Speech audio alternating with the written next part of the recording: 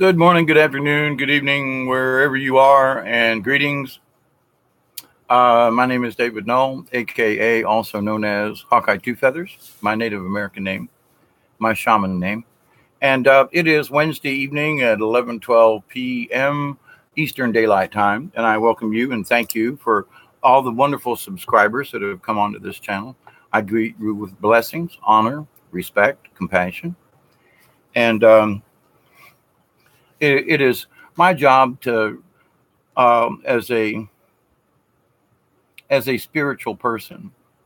It's my job and my soul contract that I try to help other people to see things differently from a different point of view.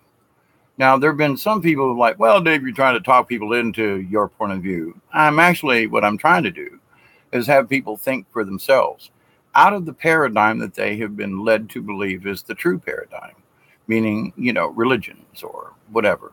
And that now I understand, please understand this. For me, when I dropped all of my religiosity, and that included Buddha and all my other things, when I stopped the trappings of religion and we relied on my own heart, my own soul, my own feelings, and the known contact that I have with the universe and with whom I call creator or source.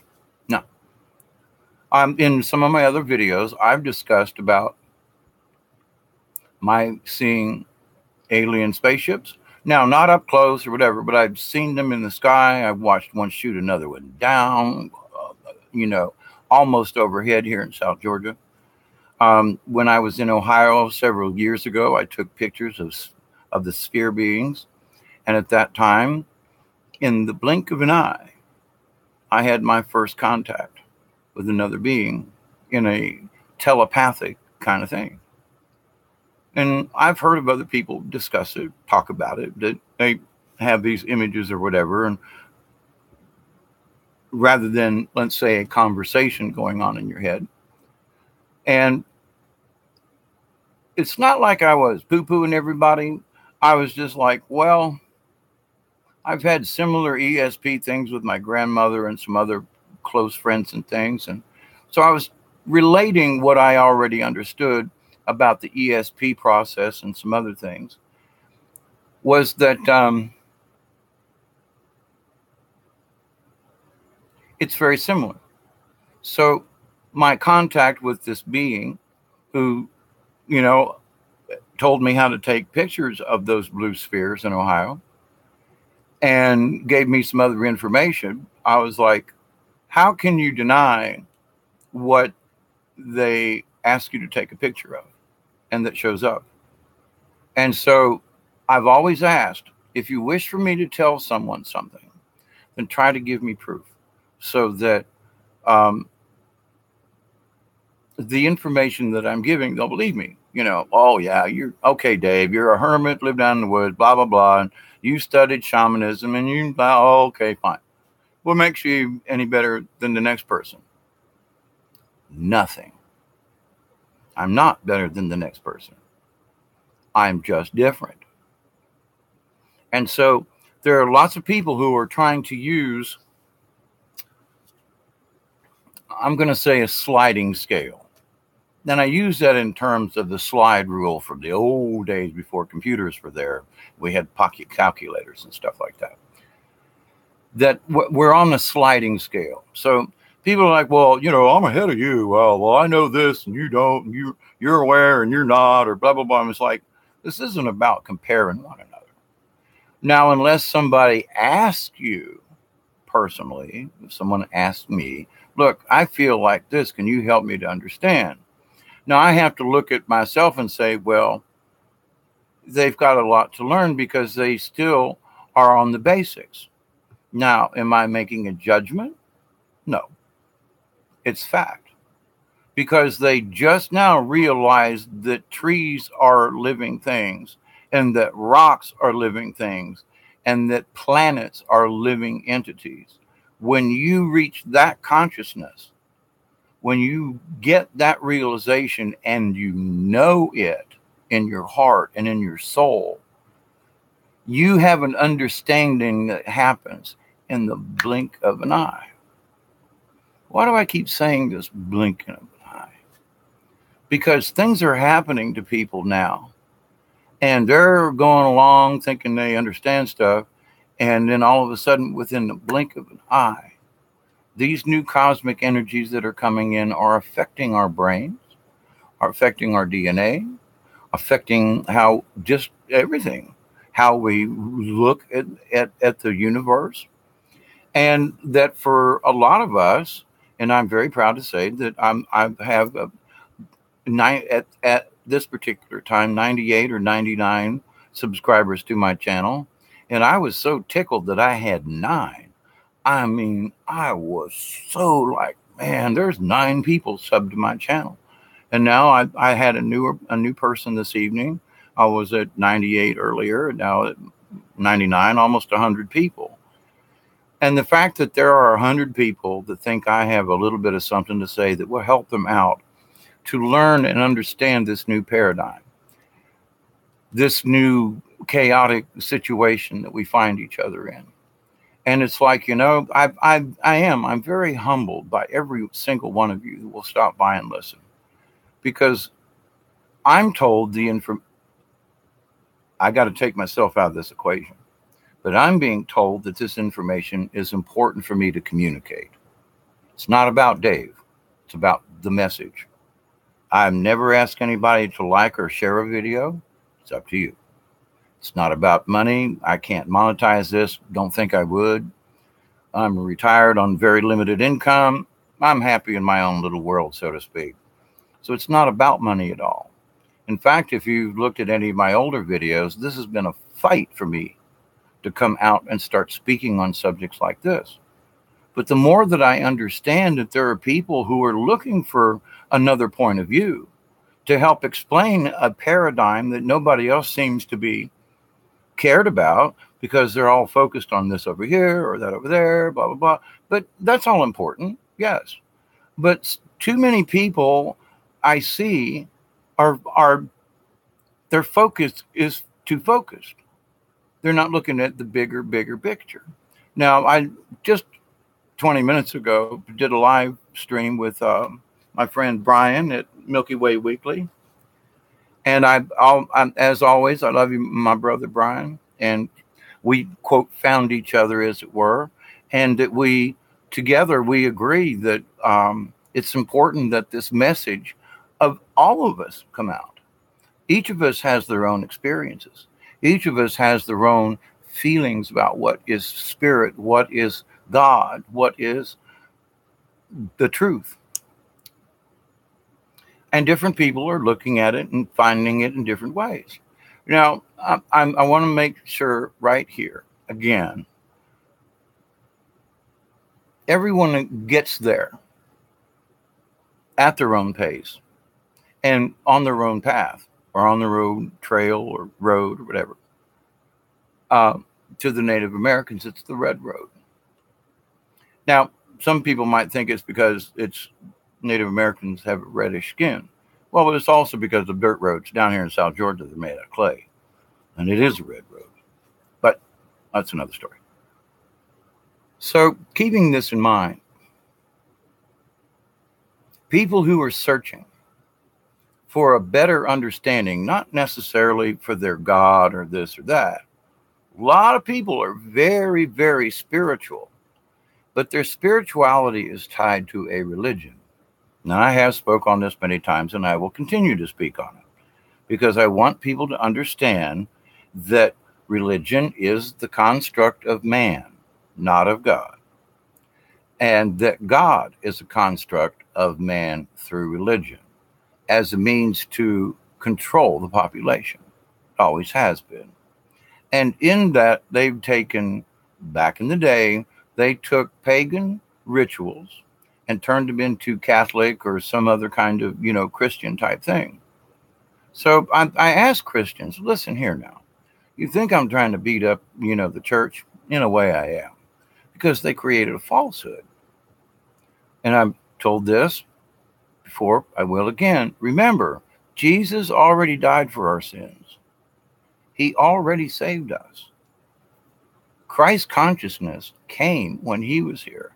Now, there are people who say, well, that Jesus didn't exist. But there are a lot of different cultures that say there was a prophet type person with a Christ consciousness who was here back in those days.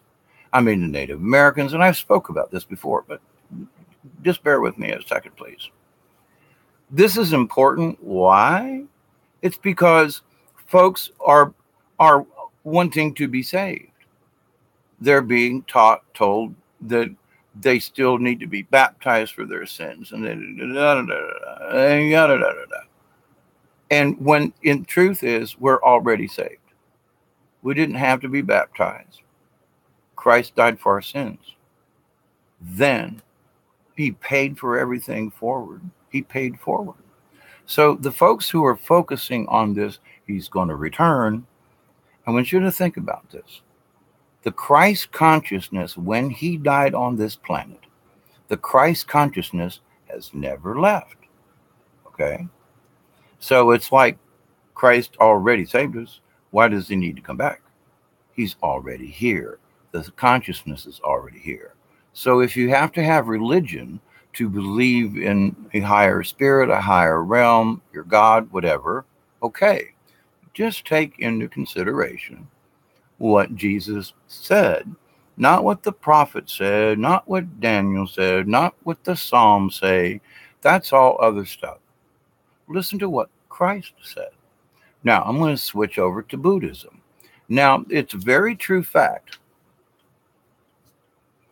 that there are those in other countries who have these huge monuments or statues to the Buddha. And to a Christian person, these Buddhist monks are worshiping an idol. And I have to stop and tell folks, well, hang on. It's a statue. They're having prayers to the entity that's being represented in the statue. Folks keep thinking that they're praying to the statue. They're paying homage to the statue with Buddha in mind. They're paying homage and they're showing their adoration for what the statue represents. Now, are there other folks who worship golden idols? Yeah. But at the same time, I think there's also something like I've been criticized because there was a statue at Most Holy Redeemer School of the Virgin Mary, of Mother Mary. And I saw her in that statue. Not the statue.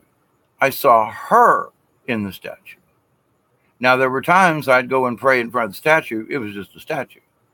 And all the other statues in the church or any other church was the same way.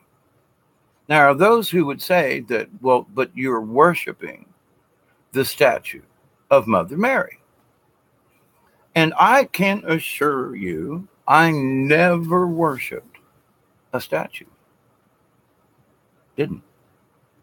I adored the representation of who the statue represented, meaning Mother Mary. My adoration, not worship, my adoration and prayers were always to Mary. I just used that statue as a focal point because I don't have a picture of her, you know? And so it's like, well, wait a minute. Now, what's that got to do, Dave, with in the blink of an eye? You can have revelation just like that. Change your paradigm. Change your way of thinking forever. Now, the Galactics have been saying that there are some changes coming through. Now, disclaimer right off the bat, this is not fear porn. Okay, it's a warning. And a lot of us, and I'm talking about the galactic folk, I mean universal folk here, don't know what's going to happen because this is an event that doesn't happen very often, all right? To the solar system, to the galaxy, to the cosmos, And these things are going on. Now, several months ago, I don't know, I'm losing track of time here, but that it's almost been a year now, good 9 months ago, that scientists were looking through their high-powered telescopes and they saw the star system of Sirius B. I've talked about this. There was a flash from the sun, and it's like dropping a pebble into water and watching the ripples move out. In less than 30 seconds, that flash of light, and you could see the energy going out in all directions from the center of that sun. It took 30 seconds to go through less than 30 seconds to go through the entire solar system of that Sirius B star. 30 seconds total, less than. Okay. So in the blink of an eye, an entire solar system was changed or affected or something. Now, just the other day, maybe it's a week ago now, scientists have found another star cluster. And it had some type of event. And then those energies. Now, a little bit of science here, a little bit of physics sort of thing. If you can see the energy through a telescope, that means it's on its way and it's close. Why? Because of the distance. So if something happened in a star system that's 15 light years away, which is a dang long time, right?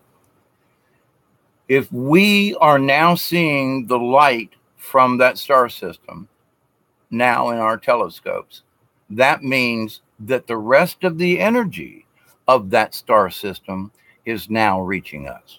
Because if the light particles are hitting us so we can see them in the telescopes, that means the rest of the juice is there too, or either before or right behind it. So this is not fear porn, but this is the truth. And this is what's coming at us from all other different directions, not necessarily our star. We're getting really interesting energies from the direction of the star. Now, I'm going to use my little light bulb thing, but we are planets circling behind the sun here, and we're being drugged through the universe. Okay. So we are passing through denser areas of space. We're never in the same spot ever twice in a row because the sun and the whole solar system is moving and we're just being drugged right along behind it like this. So we're never in the same spot twice. Never.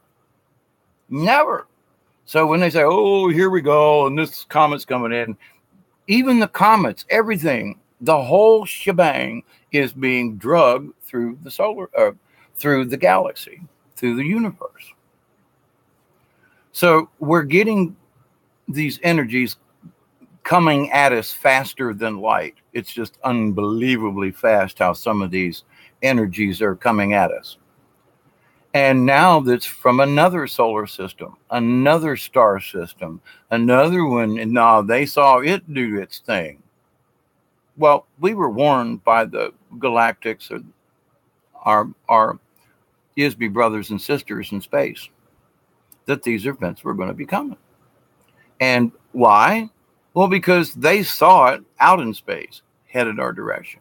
Actually headed in all directions. I mean, you got to think of water on a pond. You drop, the ripples go in all directions until they hit something. Now, that ripple might dissipate the further out it goes out into the lake, and it will stop when it hits the shore. But those are certain paradigms. But as it is first hit and those waves go out, what slows it down? The thickness of the water, waves, wind, blah, blah, blah. Well, in space, where there's a lot less stuff, these energies that are coming at us, there's not much to slow them down. Okay. So the speed of light and all this, they're really headed for us. To be scared of? No. But the thing is that our perception of everything could change in the blink of an eye. Now, I know in my own paradigm, in my own life, the being talked to by these beings and then being told how I could take pictures of them, I mean, that was creepy. But at the same time, once I got over the first weird, creepy part thing, it was only creepy because I allowed it to be creepy, because I was trained as a person in society that these kinds of events are creepy to us. When actually, after I let down my guard and was like not freaked out there for, it took a few minutes, you know. When I took my first picture, I was like, well, there you go, you know. And then I just relaxed and went, oh, wow. This voice in my head, really, there's a being right there. I just took a picture of it. Holy crap. So that I'm like, there you are. Hi, how are you? You already know I'm here, you know. But anyway, so when you drop the, oh my God, freakiness part and just allow it to happen, it's natural. I find it's very, very, very comfortable and natural. It's not scary in the least. Somebody's trying to invade my brain or trying to control me. No, it's absolutely nothing like that. And other people have had very similar types of experience where they just hear, because you feel it, you see it, it's kind of mixed Google there. But you have to stop and go, well, wait a minute, what just happened here? How did this transmigrate with me or something like that? It's like, well, this is a different kind of paradigm. You know, grandma didn't teach me about this because she didn't understand it either. So a lot of people trying to understand this. And there's a lot of science, like I have spoke about before, the quantum theory that I've been discussing since 71 and 2, that there is a quantum universal radio station. And on that bandwidth is all kinds of information. It's conversations between beings. I mean, if you knew how to tune in, you could be listening to conversations with, well, they have to allow you to hear the conversation. But my point is that they could be 5 galaxies away, not solar system or whatever, galaxies. They could be on the literally other side of the universe. And if we understood it, we could communicate almost instantly through the quantum.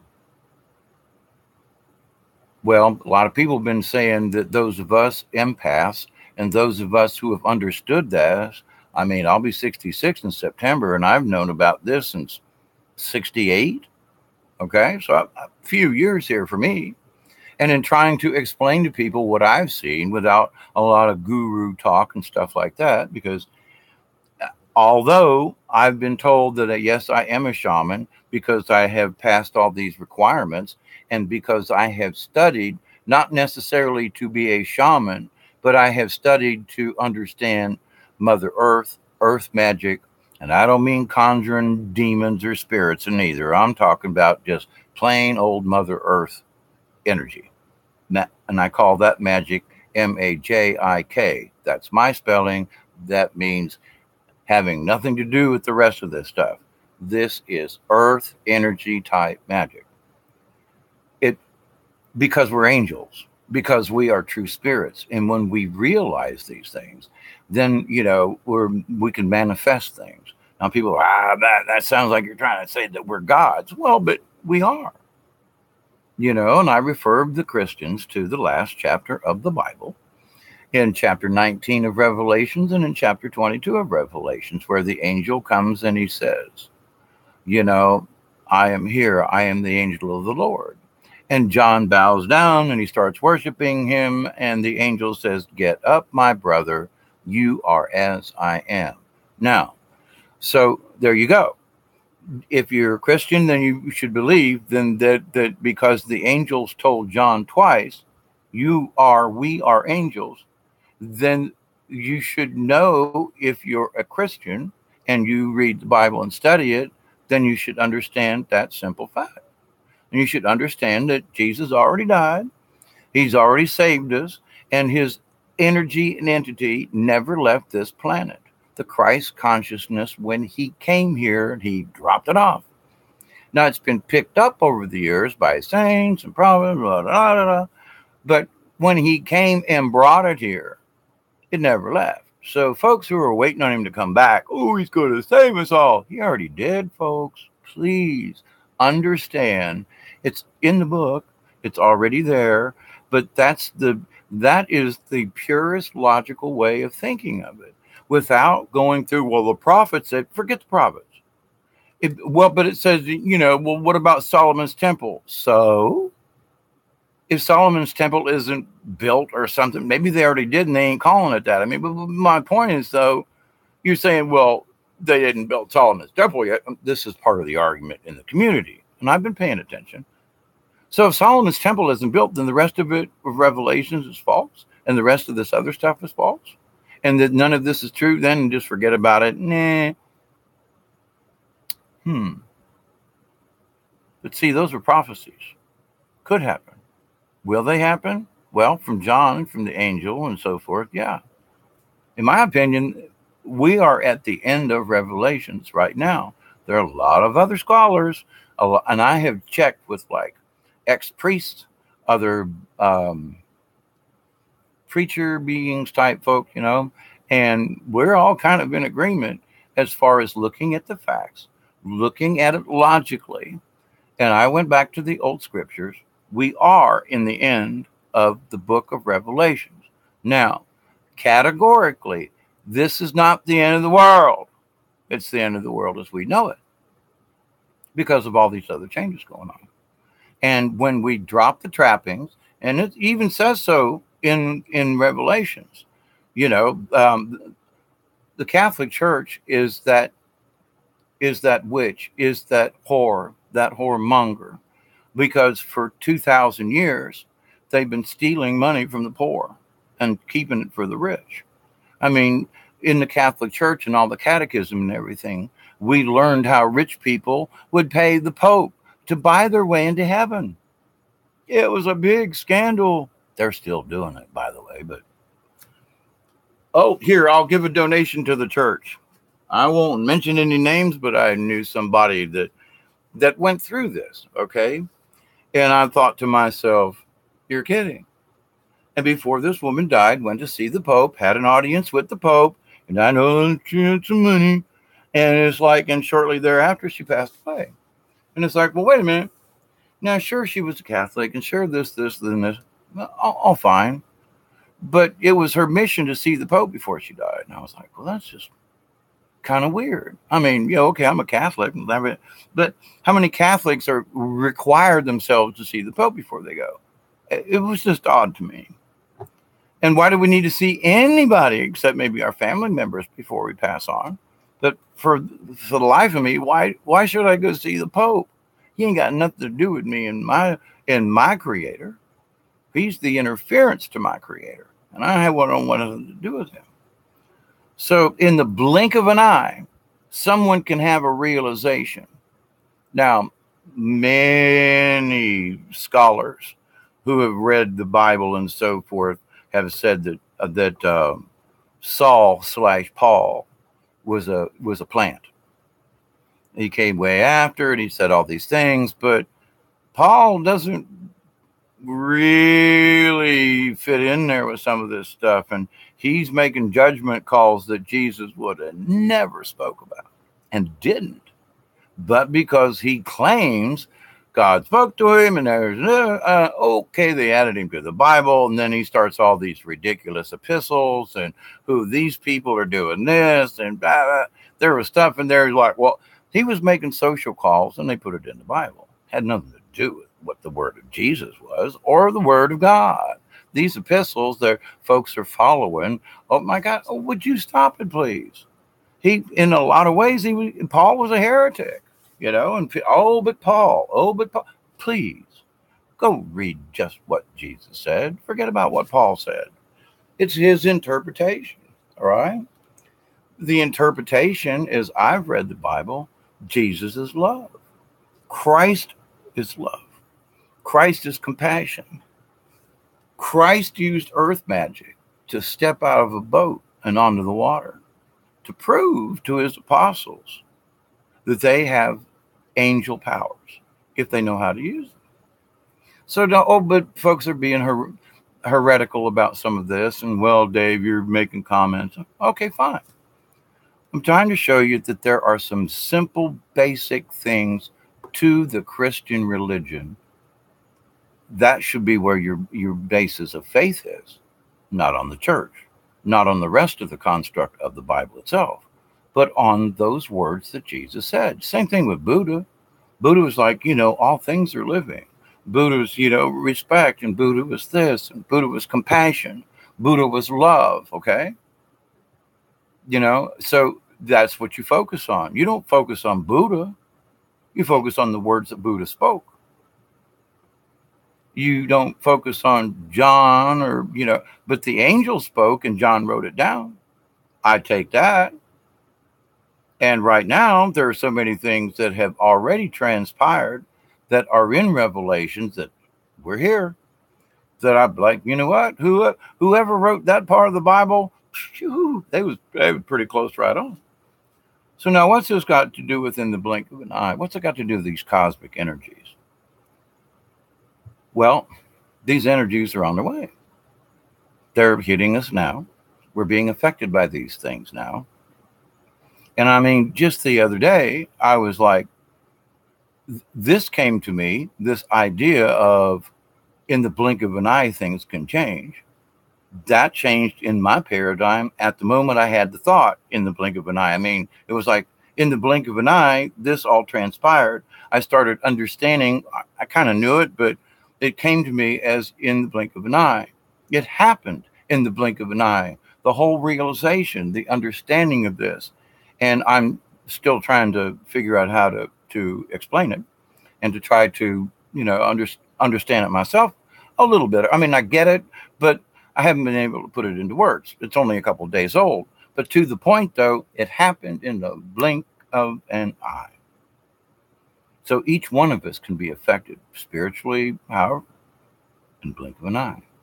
When these energies pass, and they're passing over us now, they're going to pass over us, these other energies from other areas. And so I'm saying, hey, got no idea what's going to happen, but we're all going to change our train of thought in the blink of an eye, because it's only going to be it's only going to take a second for these energy waves to pass through or go past the earth. So what has that got to do with us? Well, I think it's important that we be aware that these things can happen, and that rather than worry about them, as I was saying on Milky Way's channel, we need to focus on the chorus of what's going on. It looks like chaos right now, but out of chaos, and I'm not going to use it, but anyway, the order out of chaos thing, I'm not really talking about that, but in a way it is. Order out of chaos is what the New World Order and them folks believe. But there is truth in that statement. However, I'm looking at this from a totally different perspective, from an energy perspective. And in that energy, like in the chorus, you've got soprano, alto, bass, tenor. Okay. If you listen to those melodies from the Hallelujah chorus, it's going to sound like crap. But when you mix each of those individual tenor, alto, etc., then you get the Hallelujah chorus. So out of the chaos of each of the individual song structures, the melodies, the notes, they sound weird when only the altos sing or the bass sings. Mixed together, you get the choral effect. So continuing with this, we are in a chaotic state right now with energies coming in, the world, craziness with, God, I can't believe I consider myself a Democrat, but, another topic, another story. But that there's so much chaos within groups and within this and so forth.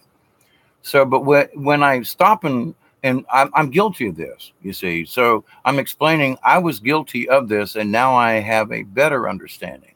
I was focusing on these damn Democrats. They're stupid. Yuck, yuck, yuck, yuck, yuck. Now over here, yuck, yuck, yuck, yuck, yuck. I was looking at the individual chaos. I was listening to the bass melody that wasn't making any sense. And over here, I was listening to the alto melody, and it didn't make any sense. And now I'm understanding that I need to listen to what the cacophony of chaos. There is a chorus in there. Cacophony of chaos. Interesting. But there can be two horrible noises that will come together to create a really cool noise. I mean, working around machines and things. I remember back in the day when I was a precision grinder for 5 years for a company that I made, that I helped to make jet airplane parts for, and was the only person in the plant who understood how to work this particular machine. I was the only person that knew how to do these grindings, and I mean, they had to be less than 1/10 of a human hair. I had to be correct.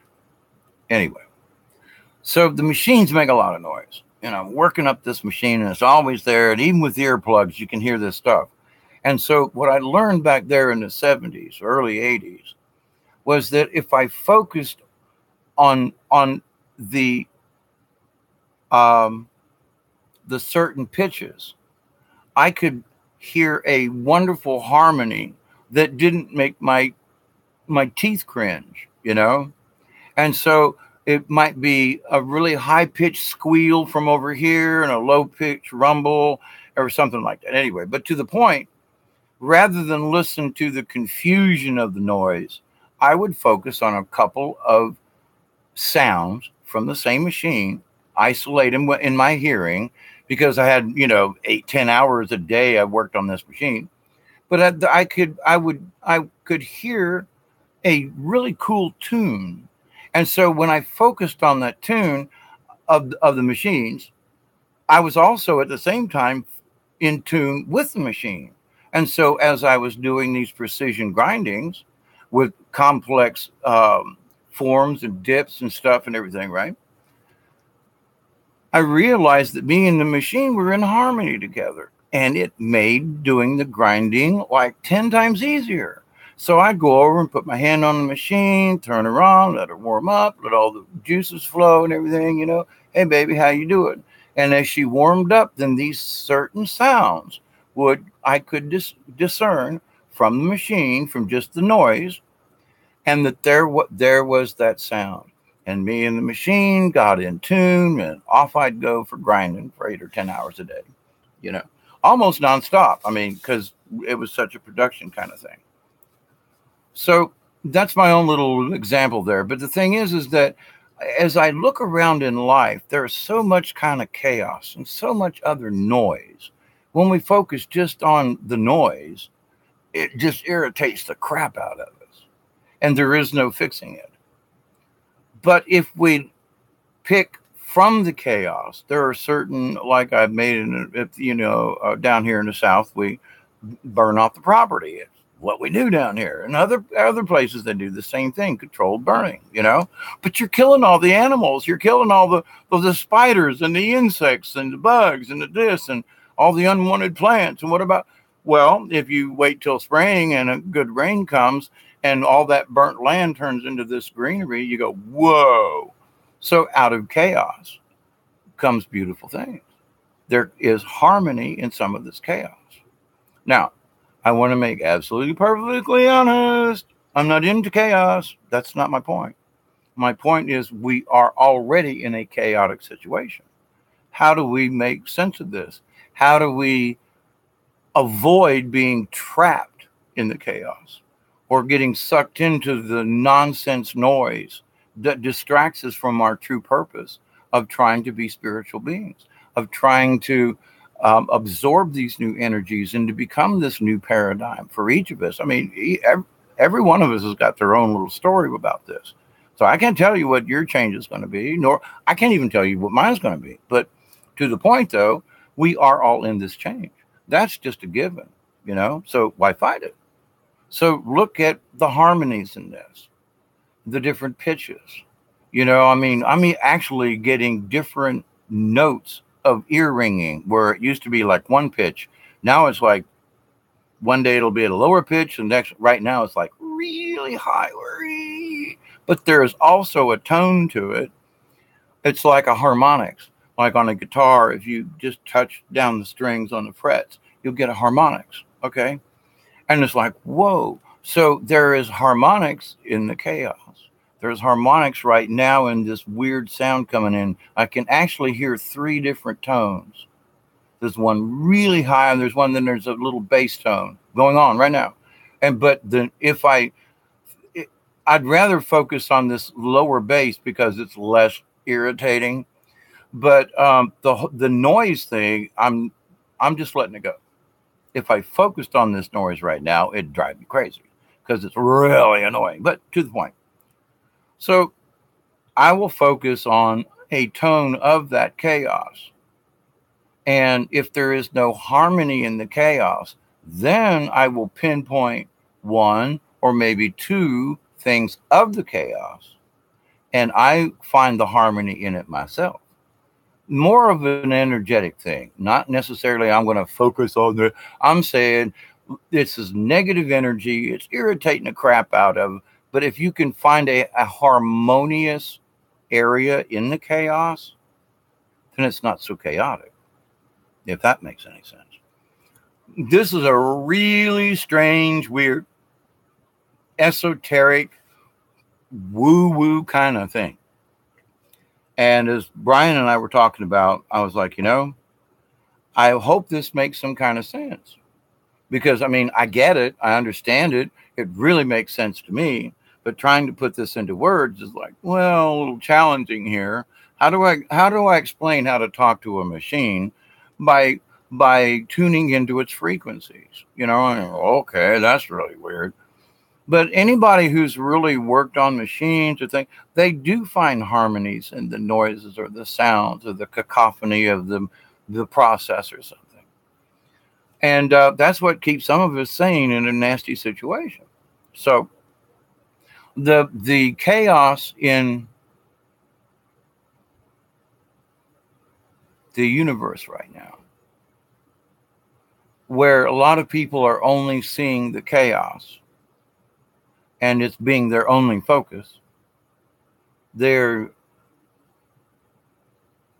ability to hear, perceive, or otherwise notice the harmony that can be in there as well. I'm not saying that chaos is good but how do we cope with this? Find the harmony. There is a harmony. Doesn't mean you're agreeing with the chaos. Doesn't mean you're going along with the New World Order. It ain't got nothing to do with that. It's surviving the chaos by finding the harmony. It's surviving this crazy crap and getting to the other side without being back crap cray cray with some of these other people, So this conversation is, you're not giving into the chaos. You're not giving up. It's that you're rather than allowing the chaos to create another chaotic situation within yourself, you're going to use the chaos to your own benefit. You're going to find the positives in that negative energy. There is a positive. There is a harmony. It might be hard to find. It might be a little weird, but to the point. But if you realize it and can understand it, that it does exist, and it might be on another plane, then you will be able to get through this tight spot right now, in my opinion, with these energies and so forth coming in. Because I know I've had some difficulty with them, and my angel messages have been, don't fight it. Don't fight it. You got to ride with it. I've made videos on us. It's like riding on a wave on the ocean on a surfboard. Stay on the board. Ride with the wave. Don't try to jump off or do any fancy. No, just get on the board and just stay there. Keep on the board. Stay on the wave. If you miss the crest and it doesn't take you to shore and you end up on the back side of the wave in the channel, there's going to be another one coming. Just keep your stuff together and try to ride that one in. And if it isn't, then just have fun for the ride. But if you try to fight the wave, if you try to position yourself and the wave's a little bit too, you're going to get dunked, drowned, rolled. I mean, I never surfed on a board because we never had waves really big enough in Florida, but we did a lot of skimboarding and body surfing when the hurricanes came into Clearwater and around there. And, you know, and when you get brought in by a wave and that wave just stops and drops your butt face down in the sand and drags you back out to the ocean, and your whole face and, you know, and your chest and body are, you know, covered in scratch marks and drag marks from the, you know, from all the shells on the beach and stuff. That's fun. But you get slapped out of the wave just in an instant, in the blink of an eye. You think you're riding on the waves, and all of a sudden, kapoom, you're on that hard sand and being dragged back out. So, but the key thing is to try to stay on the wave, try to keep your head up, and be at the right place. And if you're not, chaos ensues. Some would say that waves are chaos. They're rolling, tumbling, and everything. But there is a chorus, a harmony of the waves. That's why people love to go to the beach and listen to the waves, because there is a chorus, there is a harmony in the waves breaking, in the cacophony, in the noise of the chaos of the waves. There is a harmony and things that calm you. Okie doke. Let me check here. I'm hoping that I made my point in that, you know, there's other ways to look at things. And like I say, it's not about giving into it. It's about finding that coral thing. So I realize agree. Fear is not a source, but I've seen negative energies spark through empty vessels. Spiritual warfare is very real. It feels like control versus freedom, and the fight is for our willpower. One cup, I believe. I believe it. I do. I feel creation is chaos and noise, but it's quiet and peaceful within the conscious observer. I'm with you. I battle mind and body by fasting and meditation. My heart is the boss. I know this because when my body and mind dies, they both go cold, so we must be.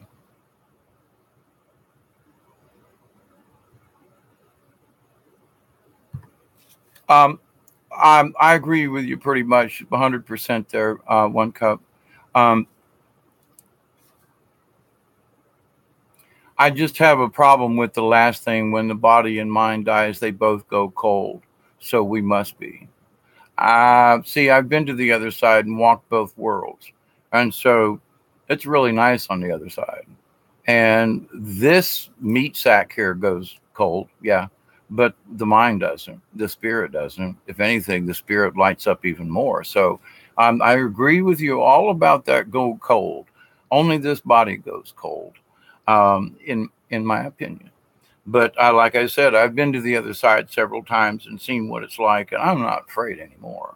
And I'm trying to explain to other folks too. It's like, you know, death is a weird experience.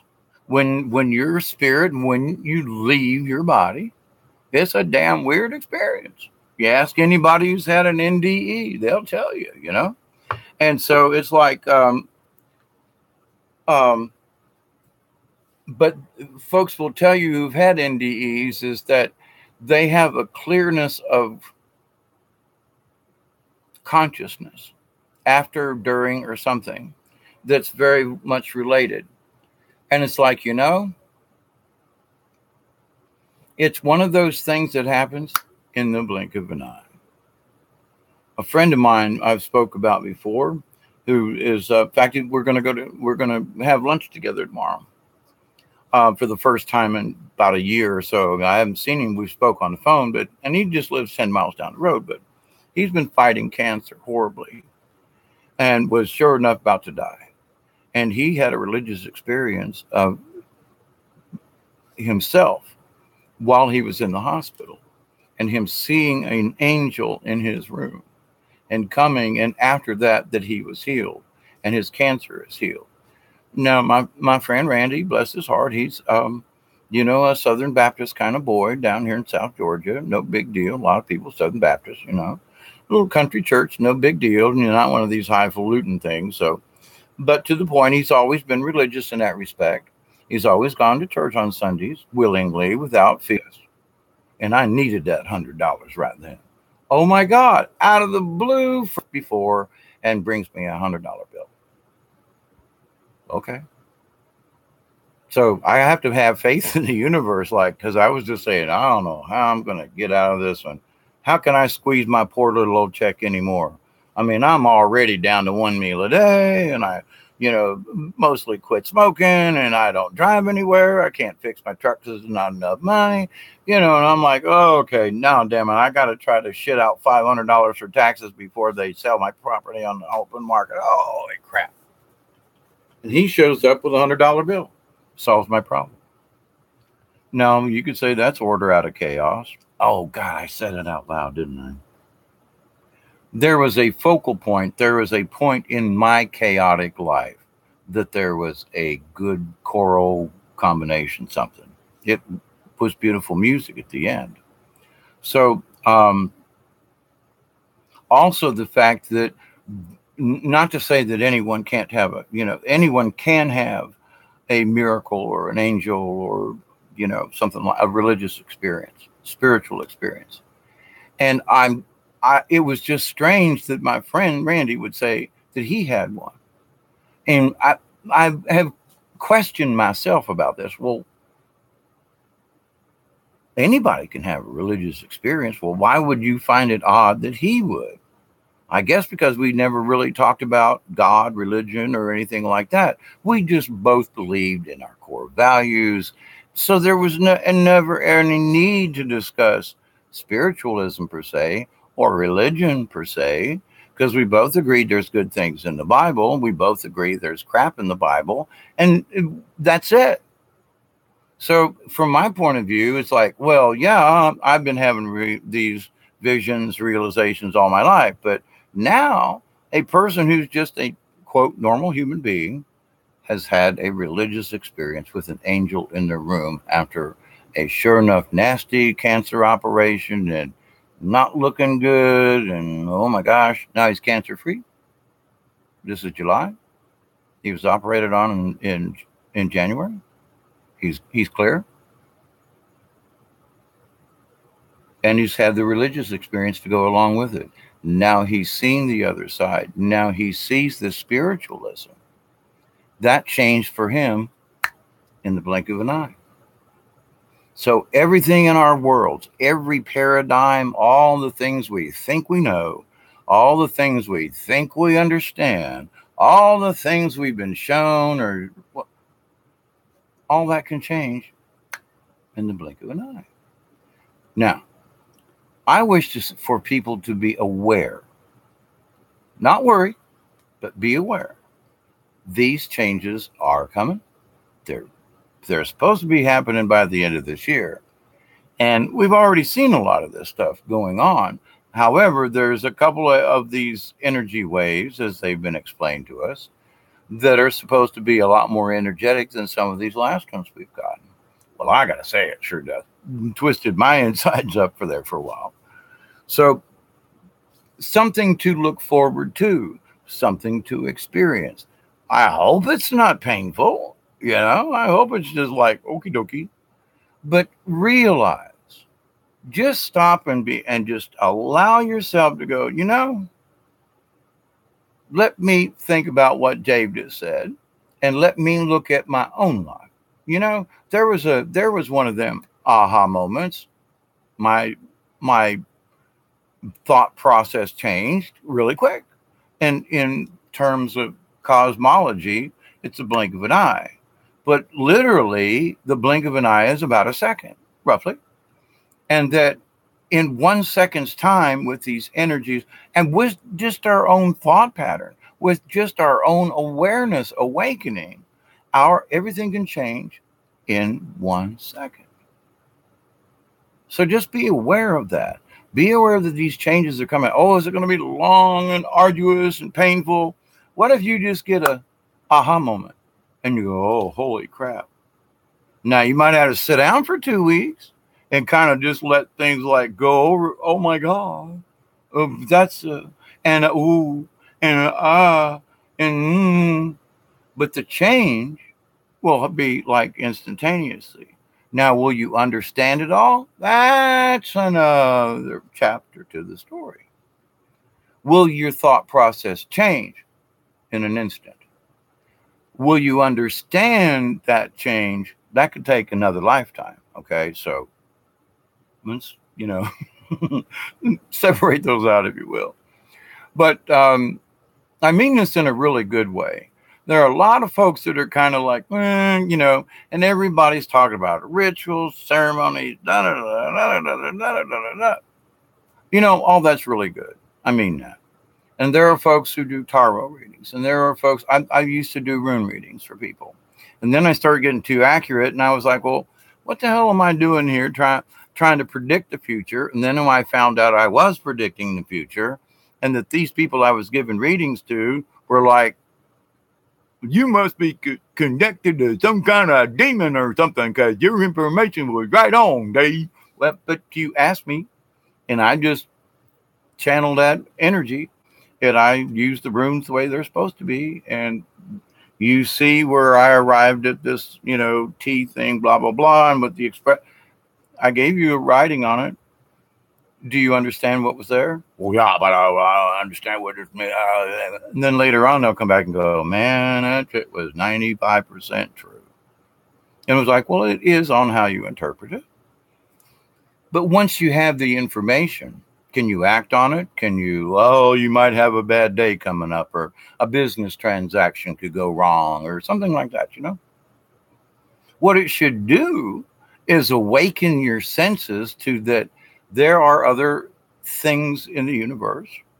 And too many times people have done card readings for me, whether on purpose or they just want to do one for me. I looked at that stuff and was like, a lot of that was true. But there were other stuff in there. I was like, that must be another Dave, because I don't even think like that. I mean, I just don't know where this paradigm's coming from. Later on, to have my thought process changed in the blink of an eye.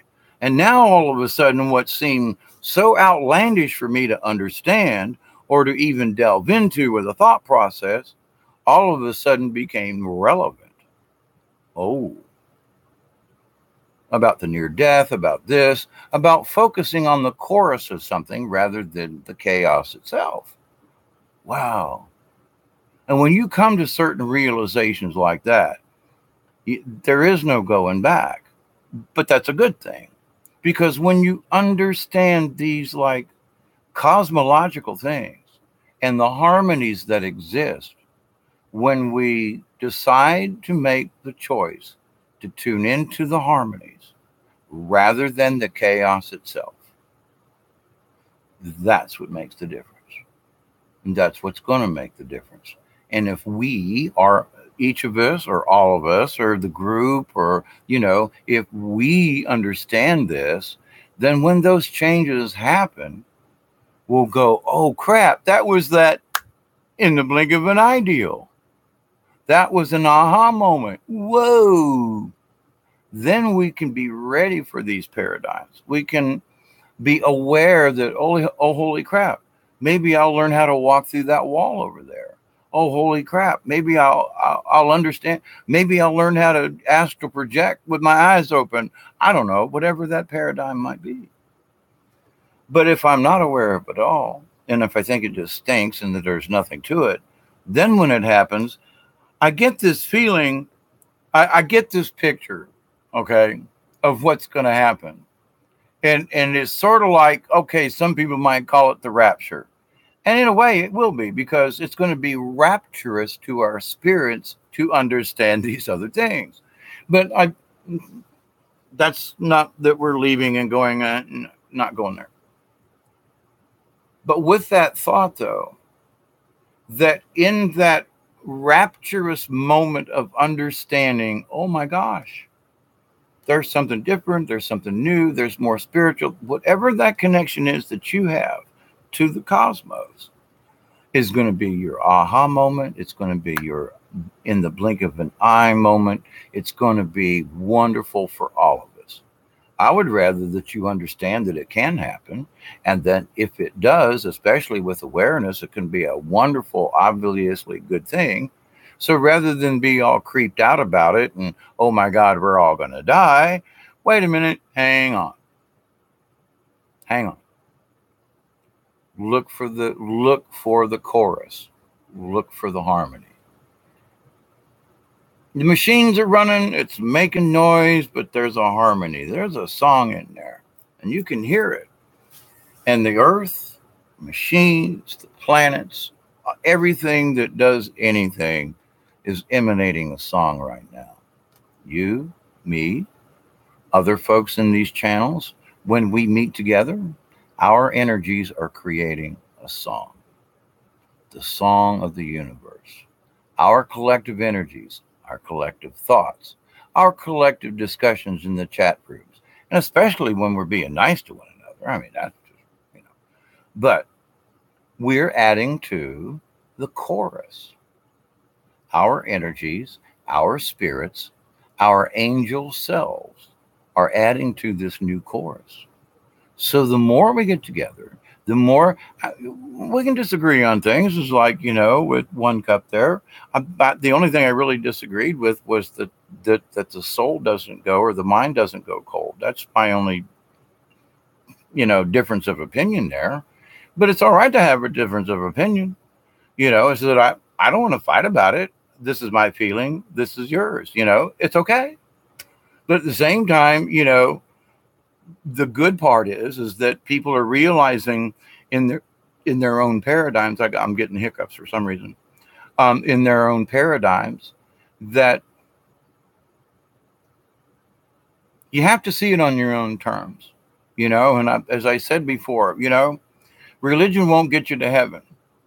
Neither will the Bible. But there are words in the Bible that will get you to heaven. Will get you there. If you, look at what's really necessary. So, for my Christian friends who but I don't know how to get along without my Bible. Well, then understand that there are certain paradigms in there. Seek just the simple truth. Christ was love and compassion and this and this. He fed people. He run the money changers out of the synagogues. He didn't go into the temple to preach. He took the people outside to preach or to teach. And that, so why do we have churches at all? We should all be going outside and being, and why do we have to have a preacher? Why aren't they called teachers? Somebody asked me years ago, and I seriously looked into it, about becoming a preacher, because I knew so much of the text and of the Bible and all of my background and everything like that. And I was like, I'm not preaching. I'm not preaching from a book, because there's too many lies in that book. Now I can do what I'm doing now. And someone might say, well, Dave, you're preaching right now. Well, okay, in a way. But I'm trying to say that we are already connected. We've been connected. And the lie has been that we need all these other things to be connected when we never lost it. We were taught not to pay attention to our connection to the source or to Creator, or if you must, to God. But we don't need any of these other things. We don't need to go to a priest to tell our sins to, or anything, none of that. We already are these angel beings. So I hope that does you some good. I hope that it helps you to understand where you are in this. Because, and I mean this in all my sincerity. I'm doing this for your benefit, not mine. Because these things I already understand. I'm sharing them because I wish to. I'm also sharing them because I got some spirit beings behind me with a cattle prod on high. And when I don't come out and start talking about some of this stuff, I get jammed in the ass with this 40,000 volt cattle prod, Ooh, it lights me up, I tell you what. And they go, you got a message, Dave. You got to go, go communicate to folks. So, I'm serious. Sometimes this feels like a cattle prod in the butt. Oh, man, does it hurt. But at the same time, I understand what my soul mission is here. My mission of soul. And that is to let's figure out how we can communicate about some of these things. They're very important. They're very essential to ourselves and to our spirit beings and to who we are as angels. And so the best thing for us to do is understand that all these other things are just trappings and that we are already angels. And with that, there are some godlike powers, if you wish, but the whole point of this thing going on now on planet Earth is the understanding that as an angel being, as our spirit beings, we first must understand that before we go into this manifesting of things. Now, I mean, if we have good thoughts, if we think in a positive way, yes, we can manifest good, positive things into our lives. We do it all the time. A lot of people do it all the time. And when you keep the negatives down and you focus on those positive issues, and when you leave those negative issues, forgive them. Now, a lot of people say forget them. And I wish to say this, forgive them and then put them in the forget file. But you should never forget those things that you learned from. People, well, I just want to wash that memory away. Well, what you need to do is wash your emotions from the memory, because the memory has good energy in there. In the fact that, did you learn something? Yeah. Don't stick your hand in the oven. Close the door. Duh. You know, do you want to forget that? No. Now, I want to forget the burn part and the fact that, you know, my hand was swelled. This happened to me. See, so my hand was swelled up with blisters, and they put bacon grease on it because that was the thing to do back then. And then they smeared butter all over it, and my hand swelled up like this for weeks. It was horrible. The skin rotted off of me. Yuck. So what did I learn from that experience? Yeah. But so I forget about the pain part of it. But I learned not to stick my hand in the oven. So we have to remember some of this bad stuff, but we don't have to remember the emotion and the nastiness and the pain. Just remember sticking your hand in there is a bad thing, and that you had a bad instance with that. So you condense that negative thing so you can remember the thought without it hurting you in the future because you've resolved it. But so when people say forgive and forget, I used to say that. Now it's like, nah, I'm going to forget the emotional part of that. I'm going to forget the pain from that. But I am going to remember the experience of it so I don't do that dumb stuff again. And maybe I can warn somebody else from doing something stupid. So the forgive and forget in my life, as I have, because it's hard to forget. There are so many things that have happened to me that are so traumatic. There ain't no way they're going away. So, but the only way I can deal with those really nasty things was to forget the pain, forget the emotion, forget the negative things tied to that. Now, when I talk about pedophile priest, I've compartmentalized. Now, I can go into this, this dead folder section and pull up those emotions if I wish. But my decision was, nope, emotions, that part is in the forget me file. But the fact that there was an instance and this, so I keep a certain amount of facts packed in this memory, but the rest of it's gone. Now, like I said, I can go into the deleted folder and bring up some of this stuff in the back of my mind if I choose to. But I can still talk about these things now because I've compartmentalized, I've forgiven, I have moved on, but I didn't totally forget it because I can't. It's a lie to say, well, you can forget pedophile. You can forget being raped. Bullshit. But you can forget all the other stuff so that you can talk or only have to remember a sliver of that thing. So forgive and forget? Forgive, absolutely. Forget the negative and the nasties in part because you'll never be able to forget the whole thing. So that's like useless information. Forget, forget it, forget it. No, deal with it, and because you'll never be able to forget the incident, and if you do, then you've gone wacko backo.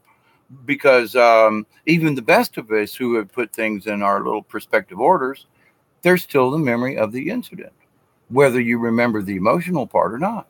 So it's really ludicrous for people to say forget about it. No, we need to be a little bit more specific and say we need to forget about that pain attached to that thought. We need to forget about the emotion attached to that memory. Those are achievable, but forgetting the incident entirely is just stupid. It don't work. I don't care who you are, well, what's the worst thing that ever happened to you? Somebody automatically, well, I got hit by a bus when I was 10. I mean, it don't go away. But they can speak of it in an almost third person way, like, yeah, I got hit by a bus, crazy. And they leave it at that. But they have dealt with the emotional part of that incident. Can they make the incident go away? No. And you shouldn't forget being hit by a bus. I remember that, stay out of traffic. But at the same time, I can let that memory stay there and not worry about it. But I can detach all the negative and emotions and everything from that memory. That is achievable. That is doable. That is something a lot of people are working out now. But to just say, forget about it entirely is just plumb dumb. But another way to deal with it is to deal with the emotional side of those memories. Pleasing memories, you want to remember the joy and the happiness and sliding down the slide at 400 miles an hour and making a big splash and everything. That you want to remember that entire package there because it was a good thing. And you're not going to get rid of that memory. But at the same time, we have a choice on how we choose to deal with negative incidents in our life, negative, things, happenings, whatever. I mean, I broke my left leg. I watched my foot go past my helmet, landed twisted on my butt during a football game in Tampa, 1967. And I still have nightmares of that incident. Now, that's been 40, almost, actually, it's been 50 years. Holy crap. 51 years or something, to the point, long time ago. And it's really difficult, even though I don't pine on it or whatever. There are those times when that memory comes back. And I, like, where'd that come from? And I can feel the excruciating pain is nowhere. I've never felt anything like it. And I've been in a lot of accidents and cut, bruised, banged, but I've pulled fish hooks out of my own eyebrow and out of my eyelid. I mean, I've been a long way with a bunch of stuff, but nothing compares to having my knee and everything broken the way it was and the amount of pain. Now I can walk on it.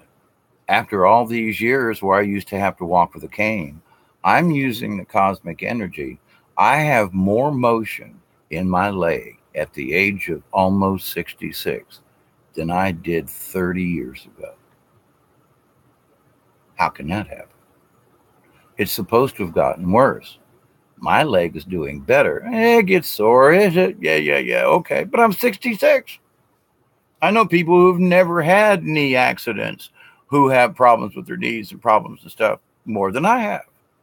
And I was supposed to have a knee replacement because they figured that if anybody was a candidate for a new knee, it'd be me because of the trauma I had and because of the severity of this broken leg and kneecap and all. Instead, I've got more motion than some of my friends who, okay. So can we be healed by the cosmos? Yeah. Sometimes it's a little slow and ain't as fast as I'd like for things to happen. But if we allow these changes to happen, over the last 3 or 4 years, my left leg has improved.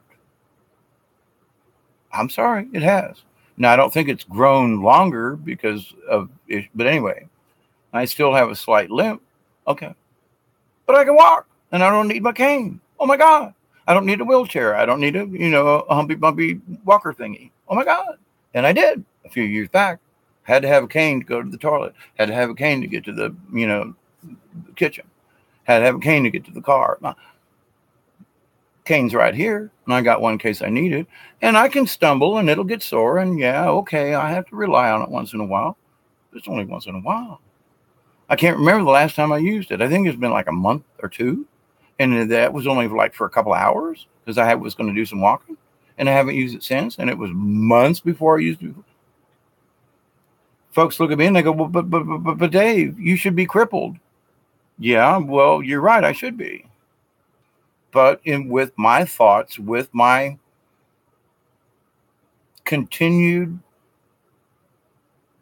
meditation on healing my body, period. Just, we're going to heal. There's a thing that says every 7 years, everything in our bodies have been recycled, changed, or we don't have the same, all the cells in your body and everything has changed. Maybe not your bone cell, but you get it. So it's like, so if every 7 years there is this cycle in the body, and 7 is like an important number, no, it kind of stands to reason. But I mean, it's like, well, but 7 years ago, I couldn't walk and I couldn't ride a bicycle. Now I got a bike now and I ride it around the yard trying to get my strength back up. I couldn't ride a bike then because I couldn't bend my knee enough. And now all of a sudden, and I haven't done anything special. I've just wished for my body to heal and be natural again, just to fix itself. No special wampum, no special, I'm going to heal my leg, prayer. Nope. I'm just saying, I accept and receive the healing and the wisdom and the information from the universe. I accept and receive the teachings and the knowledge that are being given to me from the cosmos. I accept and receive the blessings of the universe, the angels, from Creator and of Source. I accept and receive all of these things for myself to heal so I can be a better entity so that I may serve others. That's my prayer. No hocus pocus, no lighting candles, no nothing. That's been it. But I'm consistent with it. I believe it. I understand it. I practice it. I'm living it. Rather than, okay, I accept and receive, going to heal me now. Okay, doggy. No. And I was told some things are going to take some time. Okay, well, it's taking some time with my knee. I walk better now than some people who've never had an accident. So in my core belief, can we heal each other? Can we heal ourselves? Absolutely. Well, how do we do it? Well, it might not be, might not be as fast as we'd like or whatever, but even though those things can change in the blink of an eye. If we understand the cosmos, if we understand and will have faith in the cosmos, not in any God, because it's not a God that's healing us. It's the energy of the universe. I haven't prayed to a God. And when I quit praying to God, I started receiving healings because my prayers weren't being interfered with. I went straight to the source and straight to the understanding and straight to I accept and receive the healing of the cosmos. These energies and gamma rays and stuff that are coming in are having an effect on us. They're healing or maybe not, depending. But see, I have chosen to accept and receive the healing of the cosmos. So I'm specific with my acceptance here. I accept and receive the healing and the knowledge. So I'm not like accepting all this crazy crap that's coming in. No, I am stating a fact. Knowledge, healing, and those are the things that I've been getting the good stuff from. Yeah, sure, I got a bad day. I had a bad day last week or whatever. But I moved like 350 pounds worth of feed. I moved 250 pounds worth of concrete and some concrete blocks, and I was sore. It hurt, you know. Shame on me, you know. But the thing is, I'm usually only sore for a couple hours. This lasted days. Ouch. So I put myself down. I said, I accept and receive the healing. And my spirit guide said, you need to lay still for a little while, watch a movie, chill out. Don't go out there and try to do any brickwork. Just chill. Couple days, being a little restful, not trying to lift anything really heavy like I need to do or want to do. I'm better. Without any pain pills, without any massage, simply by accepting the healing from the universe.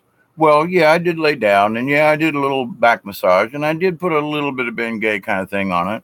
That was only for like half of one day out of the pain thingy. But from that, I'm better now without all the other stuff. I mean, so it's like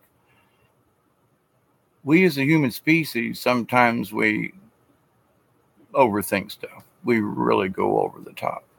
And I was one of them. If I didn't have a candle, if I didn't have sage, if I didn't have my drum, if I didn't have my this, I couldn't do a ceremony. I couldn't get in touch with Creator. And then one time during a ceremony with drum and sage and this and this and this, Creator came and said, you know there's a shortcut, don't you? And I was like, what? You know there's a shortcut, right? And I was like, what you talking about, Willis? And the shortcut is, the ceremony is good. The ceremony is powerful. But if you need me, meaning Creator, I'm always here. You don't need a drum to get my attention. I'm always here. And I went, oh, crap. Which is true. It's always there. So, I mean, yes, I still got my drums right there, and I still have my sage, and I still do ceremonies of type, which is nothing more than a candle and some prayers and intent. But I don't need to go through all that to hear Creator. All those trappings of my learning as a shaman and this and that, and Native American traditions, and blah, blah, blah, blah, blah. You know, some Buddhism here and a little bit of Catholicism thrown in, candles. Okay, but they help you focus. There's nothing wrong with burning some incense. There's nothing wrong with burning some sage. Point is, though, you don't have to have it. It's good to have it. It helps, but it's not absolutely necessary. It's because it's always there. So I know, and I know some other folks too, and I'm just speaking to myself. I hadn't gotten to a point where if I didn't have my sage, there couldn't be a healing.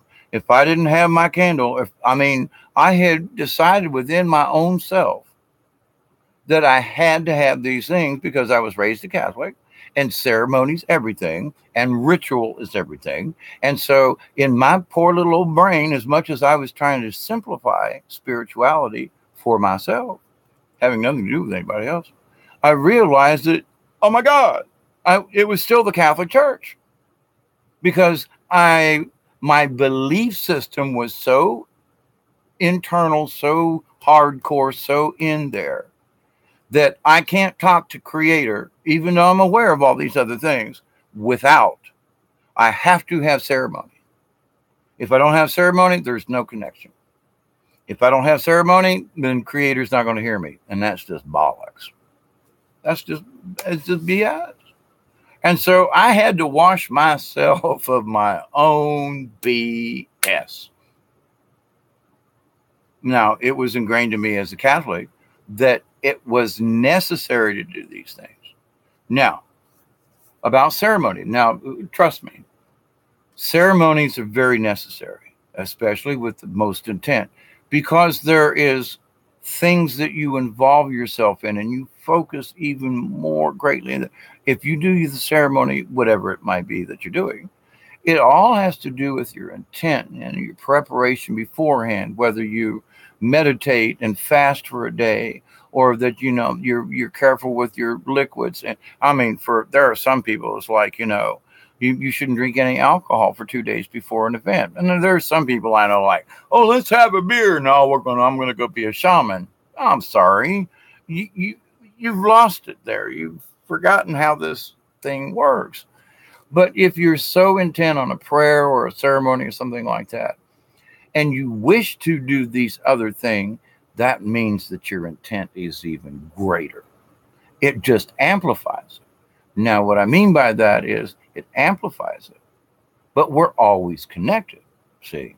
So I just want to intensify my already connection with Creator, and I'm going to use this ceremony with these tools to multiply it. I wish this thought, this healing, to multiply times 10 or times 100 or times 1,000. So the intent of the ceremony is to take my already there thought and project it into a larger, bigger, greater quantity to be more effective. And many people to this right now, and I was one of them, and I say recently, it's been within the last year and a half. I still do ceremony, but I realized that maybe I've reached a particular state of my being a hermit and a monk of sorts, as a shaman. Excuse me, got the hiccups. As a shaman, as I am told that I am by them, not by me, but that I'm already connected. And that my conversation with everyone is to explain to everyone, you too are connected. Yeah, okay, read your Bible, do a thing, put on some music. There's nothing wrong with that. But understand that it isn't necessary. And that's the part that is like, open my eyes, like, well, wait a minute, I can't have a good prayer. Where's my candle? I literally got obsessed with the ceremony part and missed what the intent was, and the fact that I was already connected. So in some of these ceremonies for people, they might not understand yet that they're already connected and all the time connected. When that awareness sets in, when that blink of an eye moment happens to you, that you get that aha moment. It's really cool to sage, and it is, and it's good to say a prayer of protection and so forth. There's nothing wrong with it. But here's the thing. You can close your eyes and just do it with intent. And when you understand yourself and the energetic power that we have as angels, that ceremony really isn't necessary. But it's helpful. It's good. Understand, I'm not saying stop ceremony. I'm saying that if you really understand the true nature of the spirit, of the force, yes, of the force. And somebody told me one time, they said, Dave, you talk a good line. You talk about healing yourself. Then how come you're suffering through back pain? Well, because I overdid it the other day and I listed 1,000 pounds of stuff I shouldn't have been moving by myself. It's like, but there's only me. So, but to the point that it was like they were heckling me in a way about, well, you say you heal yourself when you're good. Well, I am being healed. I'm better today, was better yesterday. And so, yeah, I got it. But so I was, during that being picked on stage, I realized it was like, even Yoda had his days. And people are like, what are you talking about? Well, Yoda's this little guy that walks around with a cane. Yoda has the power of the Force within him at all times. It is his choice to use that Force as he sees fit. So Yoda walks around with a cane. Is he using the Force? Well, he's still up. He's still walking. But he resigns himself to the fact, and he understands the Force, that if you try to stay in the Force at all times, in a way that's abusive. And so the Force is there.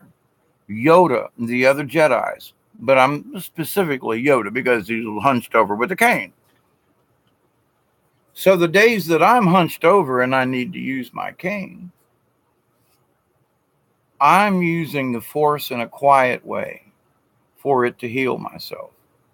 But at the same point, if I really needed to use the Force to help somebody or whatever that might be, I can do it in a short burst like Yoda does. We all can. But at the same time, I understand that cosmically, personally, and spiritually, it's impossible to stay in that, basically Darth Vader. Then maybe that's the dark side. The Darth Vader stayed in that state of the Force at all times. It wasn't about the Force be with you. He became the Force constantly, and it warped him. Whereas the other Jedis used it when it was necessary, used it when needed, used with discretion. So our own self-healing and things like that, if I'm being narcissistic about it, well, I'm going to heal myself and heal with everybody else. Yeah, okay, good luck. I'm not saying it ain't going to happen. I'm just saying you've already started out with a negative and a positive, but okay. Not my place to judge. I just look at it and go, it's not the way the rules are. And there are like certain rules that you just got to follow because you're not going to get there. And if you do, you're going to go way out of the way. And it's like the basic rules are be compassionate, be kind, just simple stuff. But if you forget those basics and you shoo them away, then it's like, then it's like the person who suddenly realizes that trees are alive, like as in alive like beings, and that the earth is alive. Oh my gosh. Now people who go, oh yeah, Mother Earth, she's alive. Yeah, okay. Yeah, sure, okay. But they don't get it. They go along with it. Yeah, okay. Trees are alive. Yeah, well, they see them growing. Yeah, okay. But do they understand that they're an entity? Do they understand the finer points? Do they understand the connection with the trees and the roots of the earth and to other trees and to the universe and the whole cosmos? Oh my gosh. No. But when people get to that point, there is a realization that is like being dropped off a mountain cliff and you just go, "Cool." So I'm praying and hoping for everybody to have that. I'm praying and hoping and wishing and sending good energy and vibrations out to everyone. These things are upon us. Look at them. Look at the chaos and the chorus of the chaos. Find the music that's good to your ear in all this craziness. It's there. You don't have to accept the craziness, but there is a musical note to it. There is a vibration to it. And it's higher than the chaos at hand. It's a higher vibration. It's what good could come out of chaos. It's what can happen. And it's the focus on the positive of that chaos. Oh, wait, let me put my glasses on. Somebody wrote something. Quieting the mind can be hard for some. To me, sometimes it's against me taking shit, so I work from my heart. Total love in life is so short, like a blink of an eye. Love your perspective. Yeah, see, that one just slapped me the other day. Yeah, don't forget the lesson for sure. You're a kind, wise man. I'll have to watch more of your videos. Appreciate. Glad I subscribed. Much love. Thank you, One Cup. Two people. Blessings to you. Always, always. And it's like we are all in this together. And thank you for subbing. And I just hope that this makes some kind of common sense, and that we learn from each other. Someone can make a statement that will put me in a mindset to make me go meditate for 2 or 3 days and then come back and go, something, blah, blah, blah.